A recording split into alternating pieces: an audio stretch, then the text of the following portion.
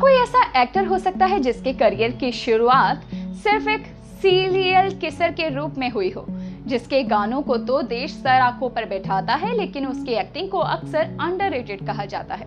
लेकिन फिर समय का पहिया कुछ ऐसा घुमा कि उसी एक्टर ने टाइगर 3 में विलन बनकर सुपरस्टार सलमान खान को कड़ी टक्कर दी और अब साल 2026 में आकर उसने एक ऐसा धमाका कर दिया है जिसने सिनेमा घरों को हिला कर रख दिया है। जी हाँ, हम बात कर रहे हैं बॉलीवुड के सबसे अनक्वेश्चनल सुपरस्टार इमरान हाशमी की।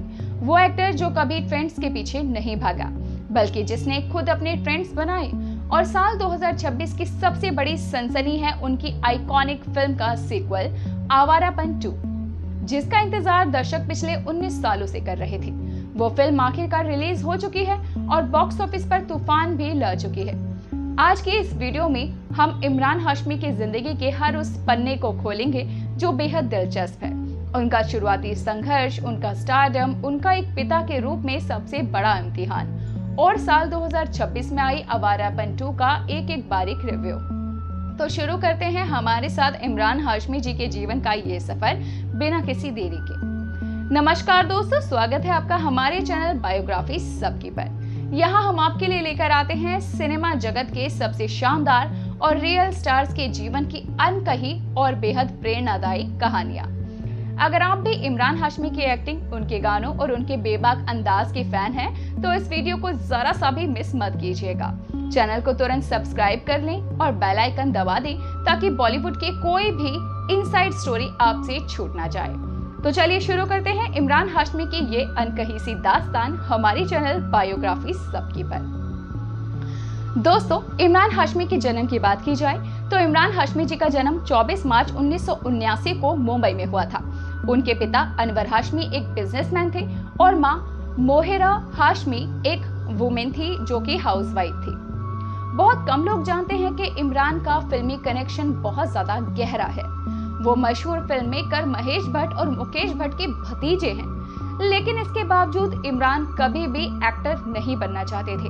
उन्होंने मुंबई के सीडेनहैम कॉलेज से ग्राफिक्स और एनिमेशन की पढ़ाई की और वो पर्दे के पीछे काम करना पसंद करते थे।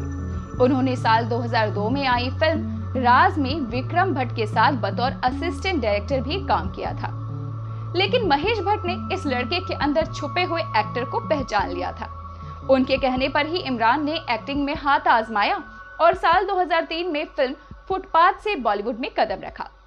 फिल्म भले ही बहुत बड़ी हिट नहीं रही, लेकिन इमरान के रफ एंड टफ अंदाज को नोटिस कर लिया गया। इसके ठीक एक साल के बाद यानी 2004 में आई फिल्म मर्डर ने बॉलीवुड में एक ऐसा भूचाल ला दिया जिसकी कल्पना भी किसी ने नहीं की थी।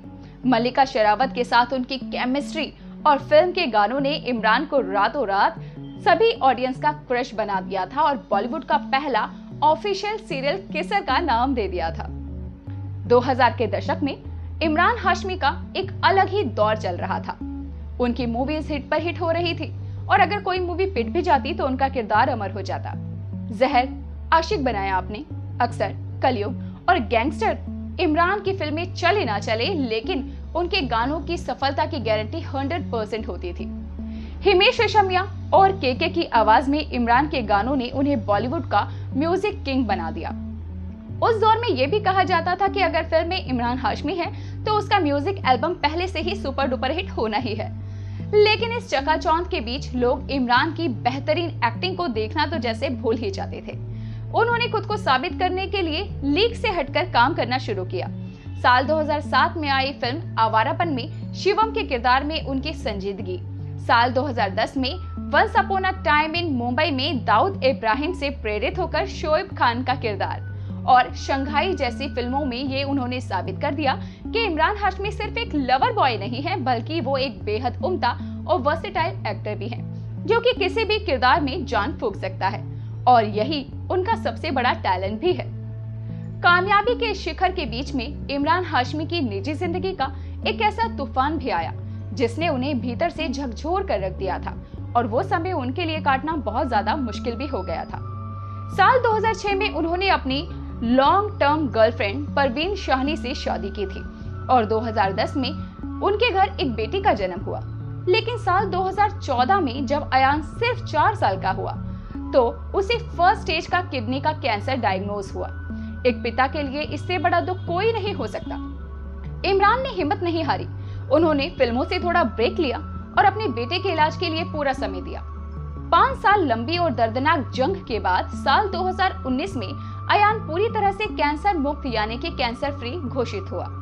इमरान ने इस पूरे दर्दनाक सफर और अपनी सीख को एक किताब द किस ऑफ लाइफ में समेटा है, जिसने दुनिया भर के कैंसर मरीजों और उनके माता पिता को एक नई उम्मीद भी दी है।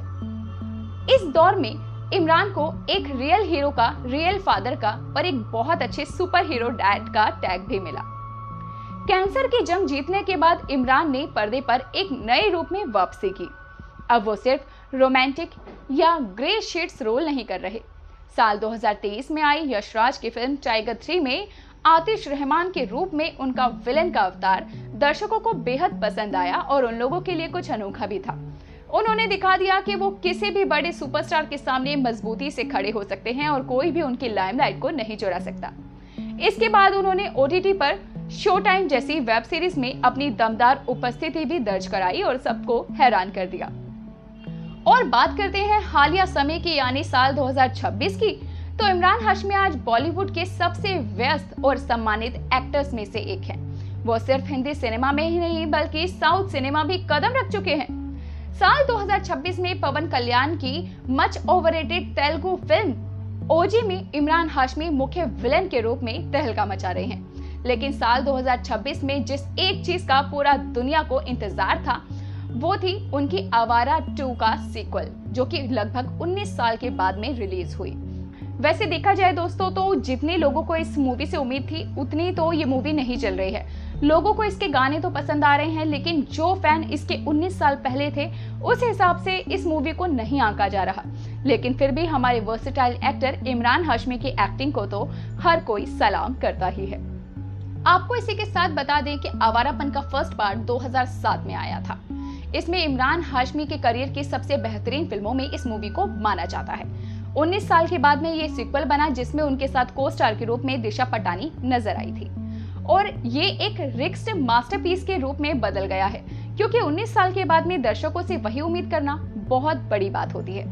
साथ ही कहानी के प्लॉट की बात करें तो कहानी वहीं से शुरू नहीं होती जहां पर खत्म हुई थी, बल्कि एक नए दौर यानी शिवम के किरदार से आगे का सफर शुरू करती है।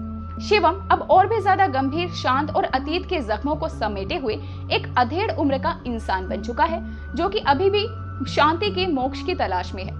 फिल्म की स्क्रिप्ट इतनी कड़क है कि ये आपको शुरू से अंत तक बांध कर जरूर रखेगी।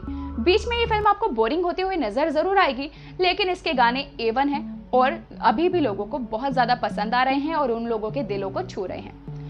इमरान हाशमी की परफॉर्मेंस के बारे में बात करें तो इस फिल्म में इमरान हाशमी ने अपने करियर में अब तक के सबसे संजीदा और मैच्योर अभिनय को परफॉर्म किया है। उनकी आंखों में अकेलापन साफ नजर आता है, जो कि प्रेमिका के छोड़ जाने का है। वो बिना बोले ही बहुत कुछ बयां कर रहे हैं। और इसी के साथ इस मूवी के बारे में आपकी क्या राय है हमें जरूर बताएं और इसी तरह की वीडियोस के लिए हमारे चैनल को सब्सक्राइब जरूर कर लें। आपको क्या लगता है दोस्तों, क्या सच में इमरान हाशमी का चार्म अब खो चुका है? हमें कमेंट करके जरूर बताएं। अपने फेवरेट एक्टर का नाम बताएं, हम उन्हीं के बारे में कुछ दिलचस्प किस्से आपके लिए जरूर लेकर आएंगे। तब तक के लिए अपना ध्यान रखिए। Bye bye.